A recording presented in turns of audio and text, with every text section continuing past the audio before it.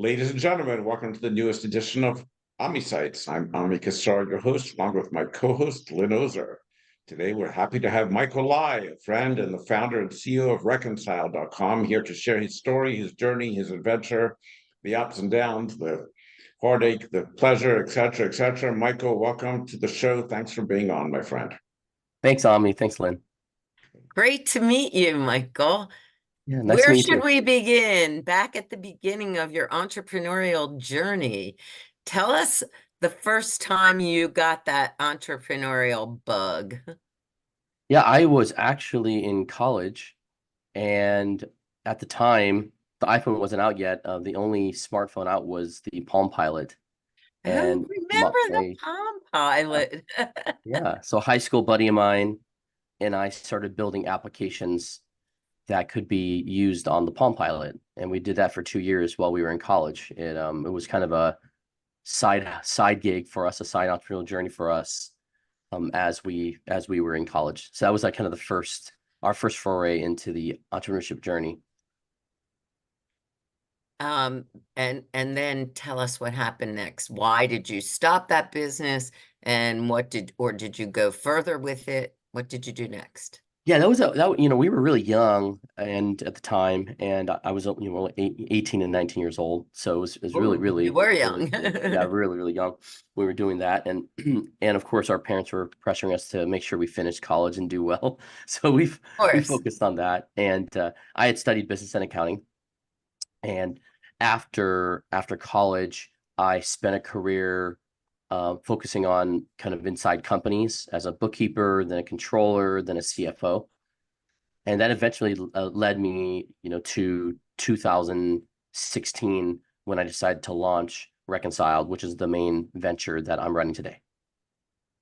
Okay, tell us what it is and tell us how you started and why did you leave what you were doing? Yeah, Reconciled is a national online bookkeeping firm and accounting firm for small businesses. We provide primarily outsourced bookkeeping services to become the back office support for small businesses in the US. And before I started Reconciled, I had just moved to Burlington, Vermont. I had spent a few years here and consulting companies as a fractional CFO and controller. And the common thread I found in almost every small business and startup was that the books were a mess, right? The business owner or the entrepreneur, they don't start a business because they're excited about accounting. They don't start a business because they're even skilled at accounting. They start a business because they're passionate about a product or service they want to provide to the world and provide to their end customer. And accounting generally is not that service unless you're an accountant. And so I saw that problem, and oftentimes the business owner or a trusted person to the business owner is handling the books, but they're not trained. So I call it the trusted but not trained problem. And so I was doing that for a few years, and I said, wow, I think I could solve this if I hired my own staff, if I created a predictable and reliable process, and actually started marketing the service like a brand, like B2B SaaS would, instead of selling it like an accounting firm would. And so that's how I launched Reconciled, and we began to grow very quickly since we launched back in 2016. So great. The people that define small businesses differently, what's your definition of a small business? Well, my definition, and I think fits with a lot of what the IRS and the SBA fits in regards to small business. So I would define a small business as anybody doing under $15 million a year in revenue. Now, we know through IRS filings that 90% plus of small business filings, which include Schedule C filings, are well under $1 million a year in revenue. So the majority of small businesses, what some refer to as micro businesses, but I still call small business, are mom and pop businesses, solo owned, or maybe a young couple owns it, or 2 or 3 people own it. And they are operating a business that provides enough income for themselves, for their families, maybe 1 or 2 employees. That's the majority of small business in the US. The IRS and the SBA do define a solopreneur, somebody who's an independent contractor, technically as a small business. we are not a great fit for them, mainly because our services and our pricing is too high for them. But there are service providers like us out there that serve independent contractors and provide their bookkeeping services. So technically, an Uber driver, a Lyft driver, by definition, is a small business because they receive a 1099 from Lyft or Uber. But if you ask them, they probably think, "Oh, I'm a rideshare driver, right? I have a job that I own, but I don't have a business." So for us, we really are targeting those who would be out of that independent contractor, solopreneur status, and they're really trying to build a business with employees, a real brand, and trying to grow something that lasts indefinitely in their community. And it can when they can sell it later on, right? If there's something tangible to sell, whether it's a set of customers or a product or a brand or a location, then they've got something that's really a business versus they own their job, which is what a lot of people start out at in businesses. They start something where they own their job, but if they stop doing it, it no longer exists. That's not really a business. And so that's what we're focused on in regards to small business, anywhere from, pre-revenue startups. We have funded pre-revenue startups and customers, all the way to companies doing $15 to $20 million a year in revenue. We've been able to provide services to a variety of industries and a variety of status for those small businesses, whatever journey they're on. Do you have any technology in your platform that you utilize? Have you built any tech around it, or is it straight vanilla bookkeeping and accounting? Yeah, so we don't have our own proprietary product. We have relied on off-the-shelf or on-the-cloud products such as QuickBooks, which is the predominant small business accounting software in the country, Right. as well as other pieces of software that we integrate into QuickBooks. The value for our service is that we take over the pieces of software that, frankly, our small business owners don't want to touch. They don't even want to open it. Oftentimes, you'll find a small business owner gets a subscription to a piece of accounting software and doesn't do anything with it. And so they come to us finally and said, "Hey, I've had this piece of software. I've subscribed to it. I've got 6 months of business so far, and I am way behind. And honestly, I'm afraid to touch it." And it's because the area of accounting and finance is still a scary area for most small business owners. Just, if you think about the normal consumer and the way they practice budgeting and spending at home, well, just becomes that normal consumer becomes a small business owner. That's the majority of small business owners, is they're just a normal consumer like you and me. They become a small business owner. It's not like their finance practices all of a sudden change or their accounting practices all of a sudden change. So their fear around money, around accounting, around finance stays from their home habits. They bring it into their business. So we are taking over those off-the-shelf products, integrating other apps that are best in class for their industry, and then providing those services at a fixed monthly fee for them, which is still fairly unique in our industry. In the accounting industry, most firms still are billing on a time and material basis, and most firms stay small and target a local community like Philadelphia or Phoenix area, and all of their customers are within a driving distance in their area. That's still the majority of the accounting industry. So we took a very different approach where we wanted to reach nationwide. We wanted to reach any small business that needed accessible, affordable services at a fixed monthly price, and that really wanted that peace of mind to allow us to take over their back office by becoming their back office for them. So do you use QuickBooks? So they give you their information through QuickBooks?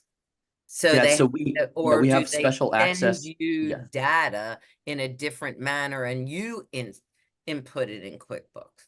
Yeah, so we have special access to QuickBooks Online. It's called QuickBooks Accountant, Online Accountant. It's for accounting firms like us.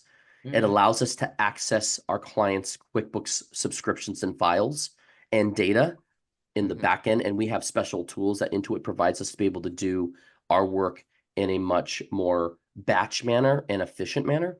We can also share access with different team members and assign access to different staff members that are assigned to our clients. Generally, our teams are handling anywhere from 15 to 25 accounts each. So they would become the de facto bookkeeper for 15 to 25 small business accounts. And they're handling that data on the back end as bookkeepers. And then our clients are providing us their data digitally.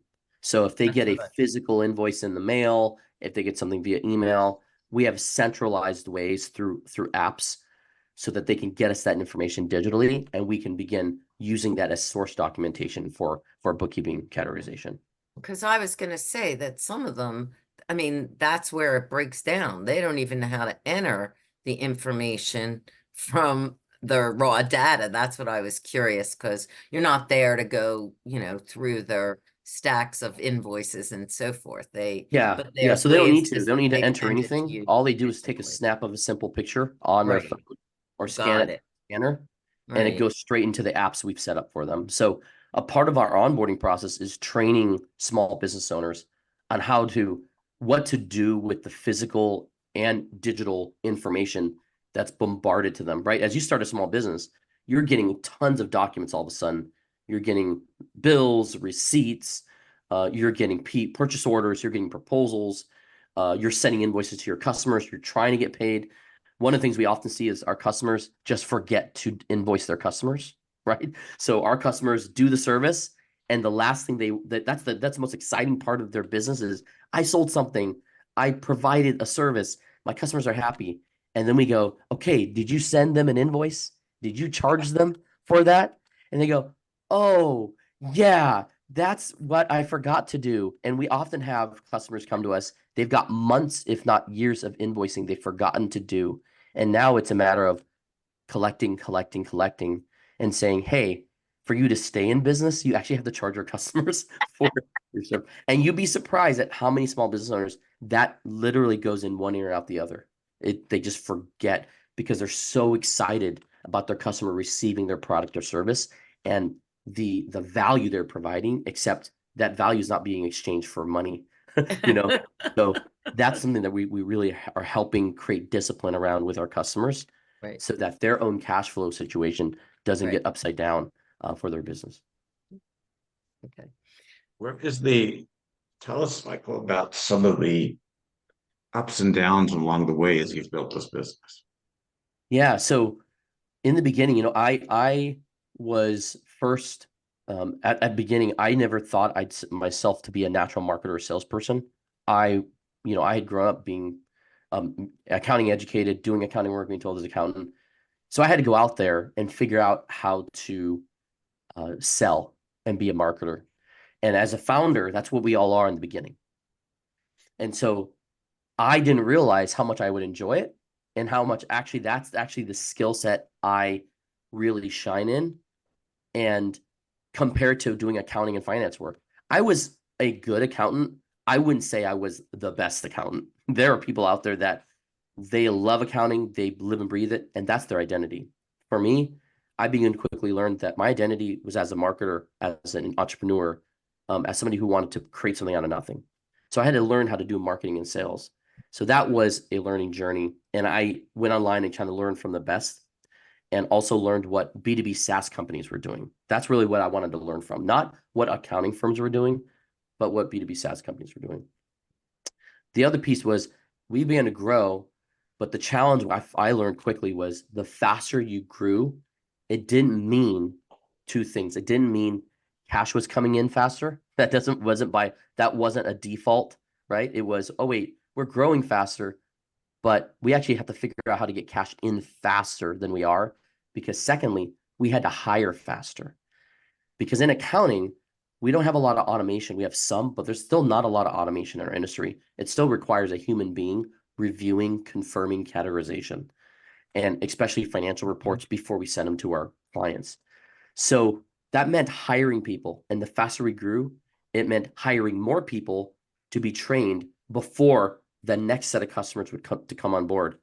So that took a lot of cash, right, as we grew. And that I definitely, and we definitely got over our skis at some point, not understanding that the faster and faster we grew, the harder it was actually to do that with our cash situation.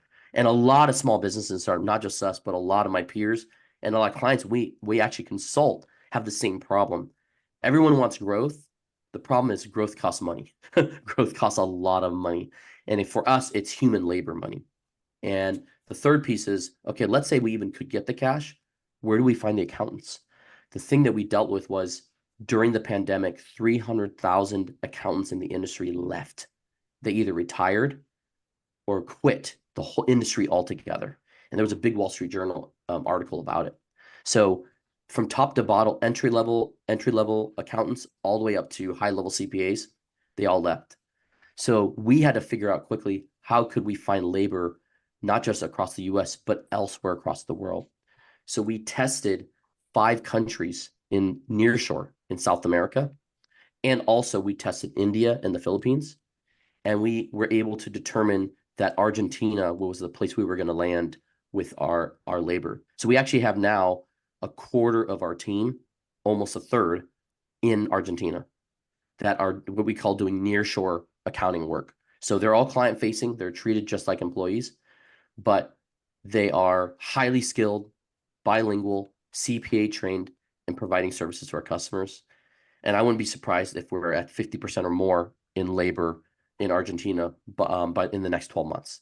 Just that's how bullish we are on the labor pool there. So those are some of the challenges that we definitely face, and we had to figure out how to overcome.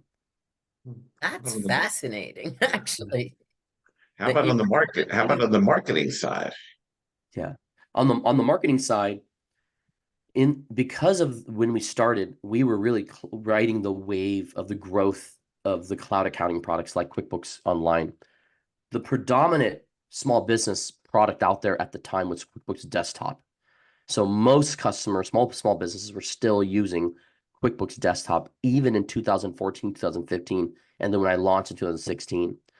QuickBooks Online really only had 500,000, 1 million users at the time that I remember, but they were adding 500,000 new users every year.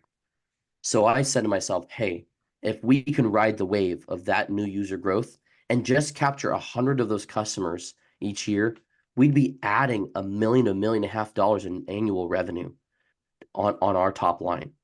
So that's what we did. We rode that wave. And a big part of that was email marketing.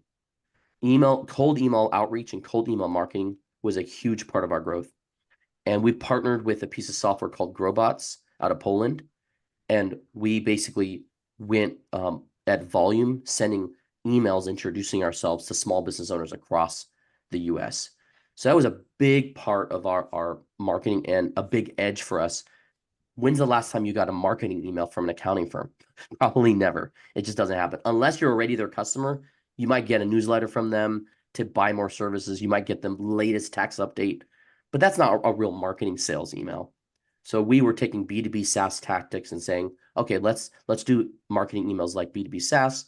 Let's go out and offer our services to small businesses. And what we found is most small business owners had never either received an email from an accountant like this, and had never heard that you could outsource your bookkeeping to a company outside of your local area. They just never had talked to one. So we often were the first outsourcing provider they ever spoke to, which was fascinating to us. Now it's more common. I think post-pandemic, it's become a lot more common, and more companies are used to it or have talked about it. But you'd be surprised at how many small businesses still, I would still say 60%, still will only work or only consider or only aware of a local service provider in their area. It fits in the kind of the handful of services you will always buy local. You'll always get your doctor local, your bank local, financial services local, your psychologist, your lawyer, and your accountant. It's the way we act as human behavior. So there's still a huge market opportunity for us to expose and educate the US small business community that, hey, it's safe and actually advantageous for you to work with an outsourced provider, because then you can get best-in-class service from a provider across the country and not just worry about who can I work with in my local community. I would think that the fear of, putting all of your financials online in the cloud, that would be, I think, the biggest barrier to a small business, buying services, from your business if they're not near you and can, you know, not do everything in the cloud. Is that Yeah, true? Is yeah, that their biggest objection? that's actually not our biggest objection. Oh, really? That's the accounting industry's biggest objection in the beginning when cloud accounting was coming out. But then you ask the question, wait a second, most of us bank online, most of us shop online. The amount of content we post about our families and our personal life on TikTok, on Instagram, on Facebook. If you go and do your taxes, what software do you think your accounting firm is using, and where do you think it's hosted? It's not in their office. It's hosted by Intuit online, or Thomson Reuters online, or CCA. So it might feel like I'm getting this local service that is not touching the internet, but the reality is everything is. we're doing is online. Everything. Our emails online, right? Where and the same person that's scared that would say, "Hey, I'm scared. I'm worried about sharing this data online," is emailing their banker social security numbers and pictures of their passports, right? So it's very interesting that that fear really was amongst most of the accountants, but not the small business The community. users, not the Yeah, users. because the users were so used to everything else online, and they said, "Look, they say it's safe, and I've never been hacked." So, and where we see the weakness is actually if the user themselves doesn't change their passwords on a regular basis, right? If they're using the same passwords and credentials on every single website, that's actually the weak point. Otherwise, I would bet on Google and Intuit and tax software's security over a consumer's IT practices all day long, right? So that's the bet I'm making. Right. Makes sense. Like, what's the vision you're trying to build? Where do you see this thing in a couple of years? So one of the interesting things about the industry is that it's so massive. Intuit estimated the bookkeeping industry alone being $10 billion. Okay. So that means there can be multiple $100 million players in the space valued at $500 million to $1 billion, and it wouldn't matter because of how big the space is. And it's because the US small business market is 20 to 30 million businesses, depending on how you measure it. Okay. So where I see us is, I think in a number of years, there will be not just one, but a handful, maybe if not a dozen brands that are trusted in the small business bookkeeping and accounting space. And we want to be one of those brands, if not the leading brand. Another way to say it is when somebody starts a small business, I want them to immediately think, oh, I need to go to reconcile.com and sign up for a bookkeeping package. Just like they would immediately think, I need to go to GoDaddy or Cheap Names and get a domain name, or I need to go to the Apple Store and get a computer for the business. I want them to immediately think bookkeeping and reconcile as synonymous. And right now, there's no brand that fits that in that space, or there's no brands that fit in that space. And I think in a number of years, there's going to be that. I imagine us being in the 25 to $50 million a year range of recurring revenue. And that would be one of the largest pure play outsourcing providers in the country. There are not many doing high tens of millions of dollars in the space. It's very distributed across the country. And that's because any of us could today pick up our boots, go out and knock on doors, hand out business cards and say, hey, look, I want to provide bookkeeping services. Where I have the advantage is most accountants and bookkeepers stop when they get full. Once they're full, they stop. And so that's 10, 20, 30 customers. So I'm not worried about those players, those solo players.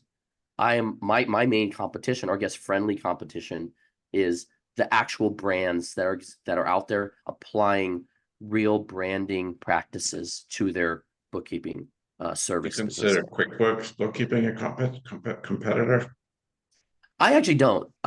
And the reason why is they've very, very, really focused on the person who wants to DIY the service, and they're going all in on that. They've offered in the past some full service bookkeeping, but it's been very limited, right? If you want accrual accounting, or if you have inventory, or if you have certain things that are required in your business, you just can't. The service isn't going to work. So they really are focused on the person who's not going to go to somebody like us or can't afford somebody like us, and they're going to do it on their own for a while. And so that market needs a service like QuickBooks Live, and so we just don't consider them a competitor.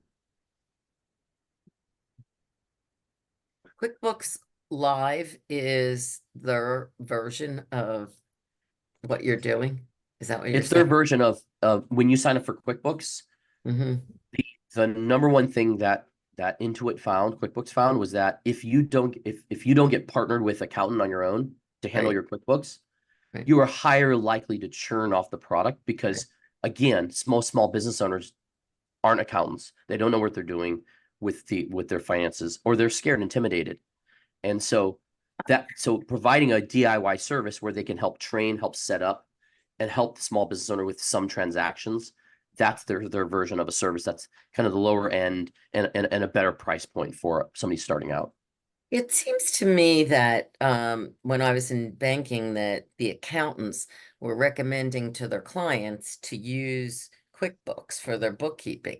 Do you compete with their accountant, or would it behoove you to, market to accounting firms on how you can help their clients as an add-on? Well, so yeah, most accountants are focused on the tax side of a small business owner's life. We Right. actually now provide tax services. We've been doing that for Oh, you do. 3 seasons now. Okay. But we actually do get referrals from tax-only firms Yeah. because most CPAs and tax-only firms don't want to touch bookkeeping. Right. That's They're what I'm involved in the saying. once-a-year tax return and the quarterly tax planning. Right. And so they do refer us, and we do partner with some. But we also now have been asked by many of our clients, can you just take over the tax? Because the way you're working, since you've done all the books, it's literally sliding that data into a tax return. So it's very easy. Yeah. Yeah. Where are you living these days, Michael? I know you're going back between Vermont and Phoenix. Did you decide? We know my family and I, we love both places. So we spent a lot of time in Vermont. I'm actually in Vermont right now, enjoying the summer here, and got out of the summer heat of Arizona. Arizona in the then summer is not yeah, fun. it's brutal. It's brutal.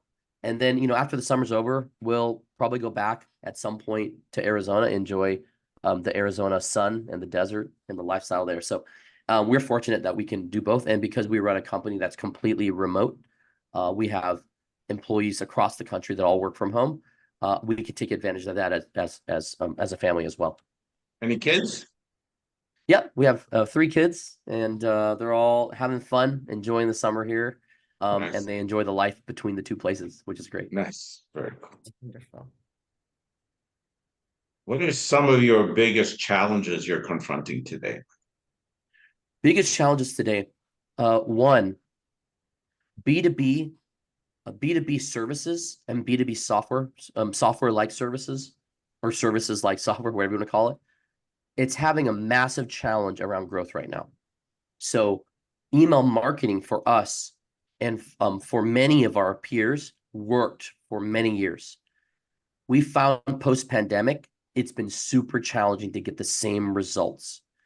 And we're unsure that if it's a sign of the economy, if it's a sign of people waiting for the election to be over this year before they spend money, but we're definitely seeing a diminishing return on email marketing.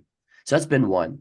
So we're having to shift the way we outreach to customers and see if we can do a little more inbound versus outbound, see if we can do more trade shows or in-person events. And we are seeing a resurgence of in-person events post-pandemic. The in-person events are sold out. All the ones we go to, they're well attended. There's a lot of energy, and people are sick of Zoom. Right? People are sick of video calls all day long. So we are having to shift our focus, but that B2B services drop was challenging. Secondly, is the labor force in the U.S. Not only is there a drought in accounting talent and finance talent, there's not enough CPAs and people studying accounting.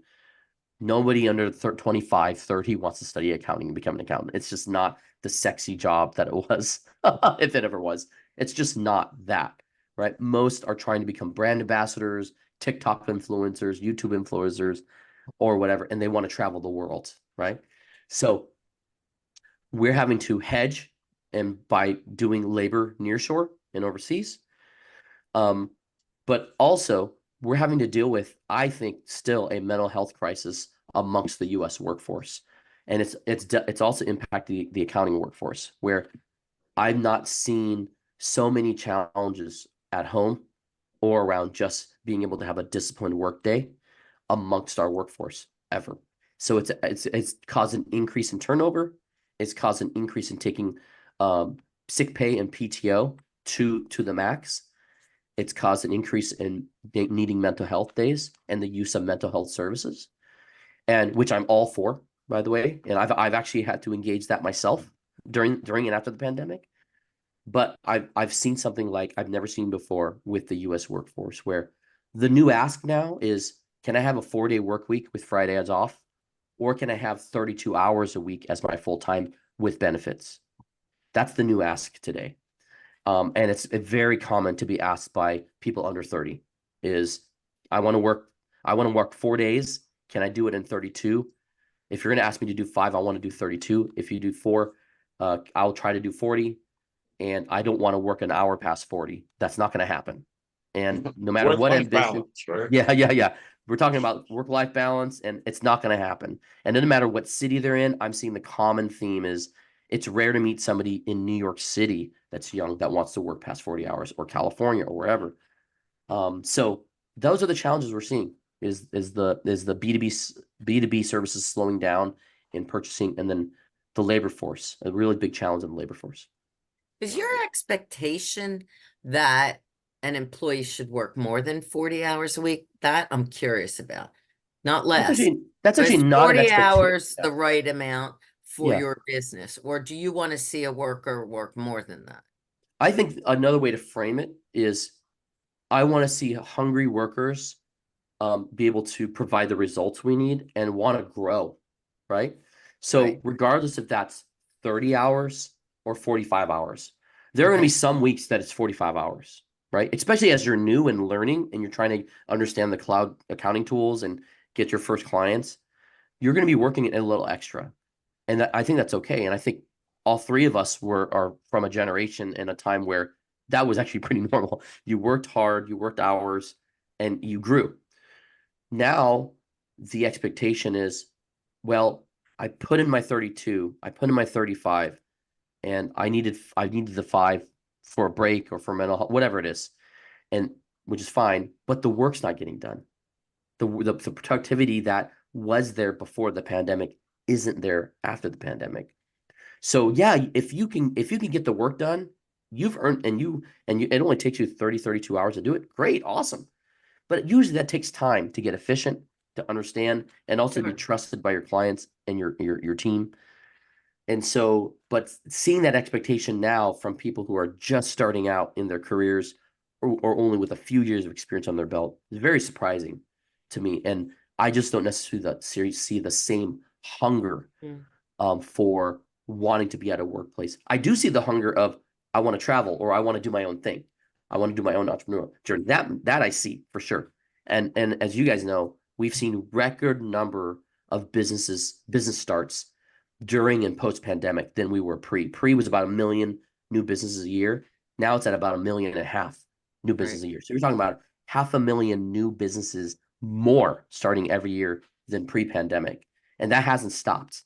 And so that is a very interesting reality when you also have industries that need a workforce. That's 500,000 less people in the workforce that are working for companies like yours and mine. So it's very, very interesting. Interesting. It is. How do you build culture in a virtual company, Michael? Something I always debate and wonder if it's even possible. Great. That's a great question. I love that question because there are other amazing examples of building culture that have nothing to do with location. Think of the Star Wars culture, right? Think of just the environment of Star Wars and how it's a global phenomenon. And you're going to find in any country, any culture, people who resonate with Star Wars. Think of the anime culture, right? You're going to find that as well. So culture, as I understand it, within business, is mainly purely a set of behaviors, and it's practicing those behaviors. Now, what do I mean? For example, if I want to create a culture of cleanliness at home, what do I tell my family and my kids? Hey, after you eat, put your dishes in the dishwasher. When you wake up, make your bed. When you go to bed, pick up your toys, put them away first, go to bed. I don't need to explain the why yet.